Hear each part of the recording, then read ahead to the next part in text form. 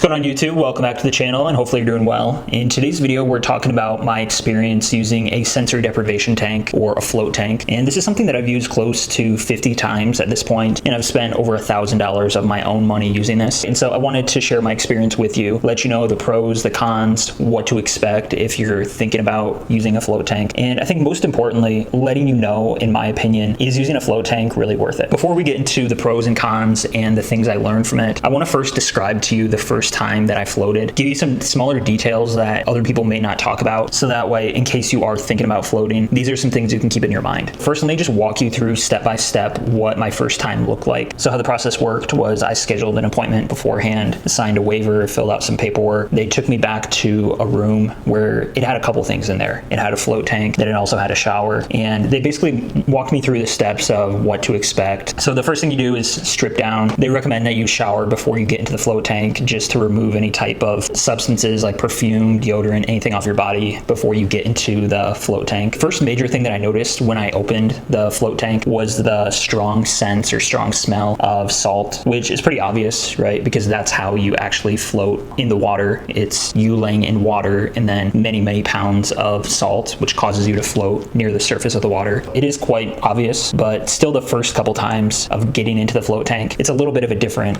sensation. So the next thing I noticed was if you have any types of cuts on your body, even just like a small paper cut, you're going to temporarily feel a stinging feeling because, again, the entire water is full of salt. So you're going to be getting salt water into an open wound. It's advisable if you have any type of major open wound to wait to float until it's healed, because obviously there's other people who are using the float tank after you, and even though they do clean it and run it through a filter, it's still going to be best practice if you have major open wounds to just hold off and wait until those heal before you end up doing this. But in all honesty, the stinging feeling went away after just a couple seconds, but that was another jarring thing at first. Next thing that surprised me was how shallow the water really was. So going into this whole experience, I had some fears and anxieties just because this was a brand new experience and I didn't know what to expect. One of my concerns, and looking back, this was extremely illogical, but still a concern at the time, was, well, what would happen if I fall asleep in the float tank and I end up drowning in the water? But once you get into the float tank, you see that it's extremely shallow. There's no worries about it being really deep like a pool or anything. It's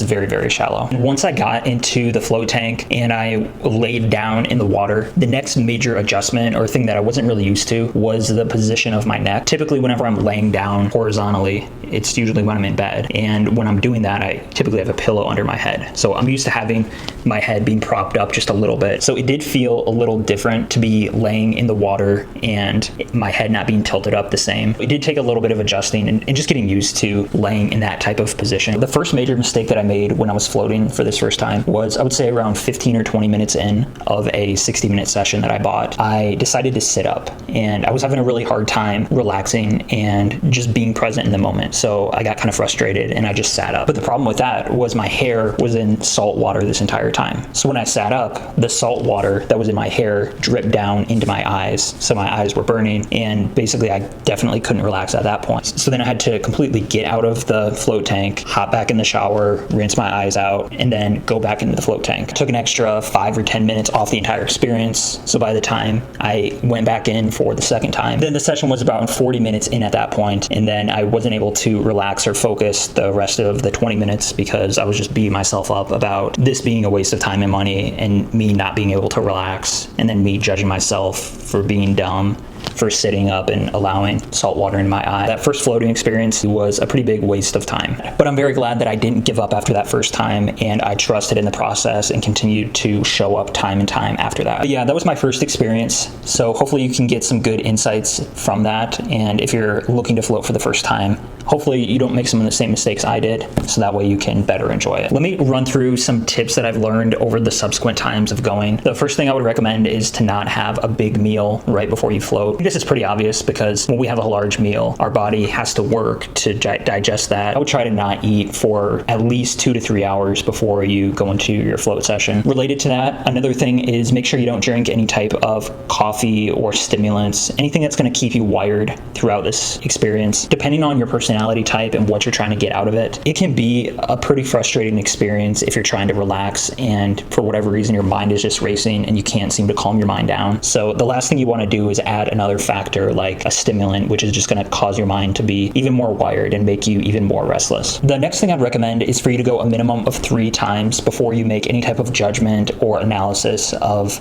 what floating can do for you. And the reason I say this is going back to my story earlier. As you can see, the first time that I went, it's such a brand new experience. You don't really know what you're getting yourself into. Your senses are all thrown out of whack. There's just a lot going on. So for most people, the first time you're going to go, it's just becoming acclimated to the whole process and understanding how it works. You know, the second time going into it, you have a little better understanding of what to expect. The third time, the newness factor and the novelty of it has worn off. You know what to do, you know what not to do, and you're really able to get in there and try to relax the entire time. Then the last tip I'd give you here is when you go into it, don't have any expectation. Going into it, I would go into it with a completely open mind and don't have any expectations about what you should or shouldn't experience. That was another mistake that I made. Was I was watching a ton of videos of other people before and I heard crazy stories or some people talking about how they hallucinated in there, and I heard other people talking about how their third eye was opened and they're super enlightened. Had these different ideas or expectations of what I should be getting out of it, and the problem with that was when I was in the moment and I wasn't feeling these hallucinations, which I expected myself to, then there was a little bit of judgment. But the problem was by me judging myself in the moment for not being enlightened or having these crazy experiences, then that just ruined the present moment for me. So I would just go into it with an open mind and open heart, don't have any expectations, and just be fully present in the moment when you're there. Now that we talked about the first time I went and some of my tips that I would give you, let's go ahead and take a look into some of the key insights that I got from this whole experience and again, floating over 50 times. First major insight that I got was everybody's going to experience something different in the float tank, and a lot of it really does come down to your personality, the life you're living, and where you're at in your life. As I mentioned earlier, before I went to the float tank for the first time, I did a ton of research because it's kind of an expensive process and I wanted to see if it'd be worth it. Throughout that process of watching many videos, I heard several people talking about having hallucinations or having really spiritually enlightening type of experiences. And then when I went into the float tank, I didn't feel or experience that at all. I didn't see any crazy colors. I didn't have any crazy visualizations or spiritual awakenings. It was pretty basic for me, in all honesty. But the more I did this, I think part of the reason why everybody experiences something differently, a big part of it is the life that they're living and their natural personality. Okay, so what do I mean by that? In my personal life, before this whole float tank experience, I'm naturally a pretty big introvert, and I feel extremely comfortable doing things by myself, being alone by myself. You know, I could be alone for weeks or months on end and feel extremely comfortable doing that. There's somebody else who's maybe extremely sociable and extroverted and is always talking and engaging with other people and have very few moments of actual silence to be alone with their thoughts. Going into the float tank is going to be an extremely different experience for somebody like that, where they're not used to being alone with their thoughts. Whereas somebody like myself, going into it, the most of the time I spend is already alone with my thoughts. So I think that was a big part of the reason why it wasn't extremely crazy or transformational for me, because that was a state of being that I'm already pretty used to. So the second key takeaway that I got from this whole experience was that our thoughts are directly influenced by the information that we allow into our brain. And when I say this out loud, this sounds pretty obvious, but I think this is something that many people definitely overlook. This was something that I absolutely overlooked, and going into the float tank, this is something that really exposed this idea to me. When I would get into the float tank and I wanted to relax and just let my mind be free, I noticed that I couldn't stop thinking. And I noticed my mind would go to several different types of thought processes. It would go to work, where I was thinking about different work that I had to do or different work types of situations. Then I would try to calm the mind and get it away from that. And then it would go and focus on other things. But the things I noticed that my mind was drifting to or focusing on primarily was a different YouTuber where I was watching a ton of their videos before then. So during that time period, there was a certain YouTuber I came across where I thought their videos were really great and I was watching a ton of their content, right? So for hours a day, I was watching these videos. That information was going into my mind. And then when I went into the float tank and I tried to shut off my mind, it was in the silence of the float tank where I realized how difficult it was for me to stop thinking about this YouTuber and this YouTuber's videos. I think this idea is extremely important because all throughout the day, if we're taking in negative information into our brain and we're mindlessly allowing that to come into our brain without us even knowing that, those negative thoughts, those negative words, that's all influencing our thought pattern. And then our thoughts influence the words that we use, and that influences the actions that we take. And then before you know it, you're doing things in your life that aren't leading you in the direction that you really want to go. And it all starts first with the information that we're allowing into our mind. That was the second big takeaway, was the information we allow into our brains directly influences the thoughts that we have. Third key takeaway that I got from this experience was that learning how to relax and meditate and power down your mind, it's a skill that you have to put in practice. When it comes to meditation, I think so many people overlook the fact that this is not going to naturally come easy to you. And if this is something that you don't do on a daily basis, you're not going to be good the first couple times. But just like anything else,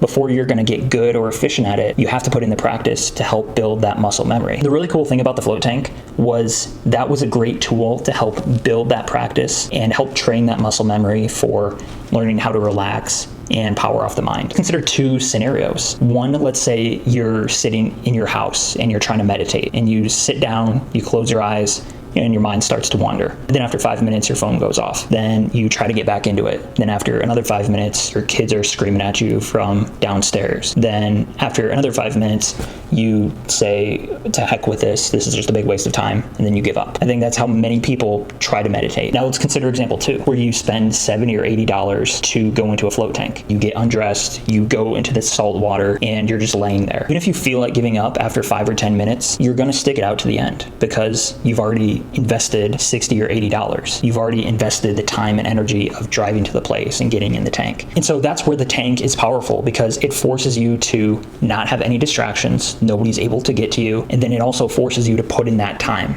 to train your mind to try to relax for 60 minutes. Whereas if you're just doing it at home by yourself, it's so much easier to give up after 10 or 15 minutes when it feels like it's not working. Like a 60-minute session like that, and then we extrapolate that over weeks or months, your mind is going to better recognize how to relax and get into a nice, relaxed state.